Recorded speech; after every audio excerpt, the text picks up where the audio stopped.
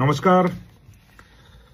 গোটা ফেসবুক জুড়ে প্রচুর ব্লগারদের ফ্রিজ হোল্ড লিয়েন এসবের শুধু এগুলোই চলছে।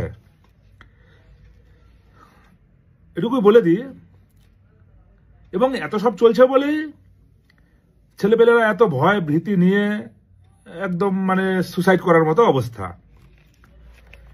বহু ব্লগার বিভিন্ন কথা বলছেন এবং তাদের মধ্যে অনেকেরই যারা অ্যাকচুয়ালি জানেন ওরা বেশি বলতে আসেন না।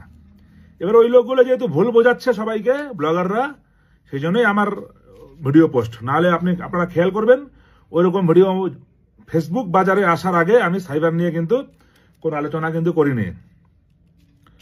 অ্যাটলিস্ট ফ্রিজ আনফ্রিজ নিয়ে কোনো কথা বলিনি, যেগুলো সচেতনতামূলক ছিল সেগুলো নিয়েই বলতাম। এবারে সেই ব্লগাররা মিনিমাম সেন্স নেই, এগুলোর ইনভেস্টিগেশন এবং প্রসিডিওর সম্পর্কে সেন্স নেই। একেবারে প্রথম দিকে যে কথাটা আমি বলেছিলাম ওই কথাটা আমি আরেকটু ফ্রেশ করে আপনাদের বলে দিতে চাই। বেসিক জিনিসটা, সাইবার ক্রাইম যে হয়, বিশেষ করে যে অর্থনৈতিক যে প্রতারণাগুলো আছে, ফাইন্যান্সিয়াল যেগুলো ফ্রড আছে, সেগুলোর যে বেসিক ব্যাপারটা বলে দিই। এই বেসিক ব্যাপারটা আপনারা জানেনও, তবু আমি আমার ভাষায় আপনাদের বলে দিচ্ছি, আর একটু সুবিধা হবে আপনাদের। তাহলে বুঝতে পারবেন যে ভয়টা কতটা আছে বা কতটা নেই, বা ভয় আদৌ আছে কি না।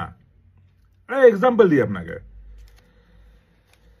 আপনার 50,000 টাকা আপনার স্ক্যাম হলো, আপনি সঙ্গে সঙ্গে 1930 একটা কল করলেন।